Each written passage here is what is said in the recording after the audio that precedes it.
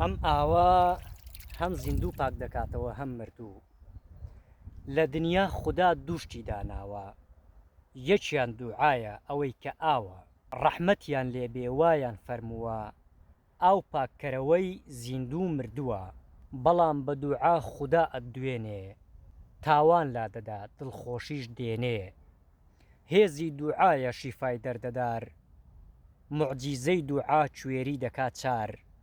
خوایەک بتوانێ گەردوون وا ڕانێ، ئاسمان بێ ڕاگر وەک سەقف دانێ.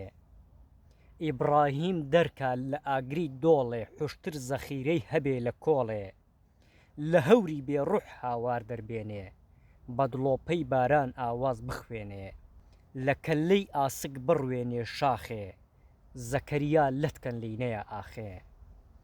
یانی داوای تۆ ئەوەندە گرانە، نەڕوا بە دووعا قورسی ئەو ژانە.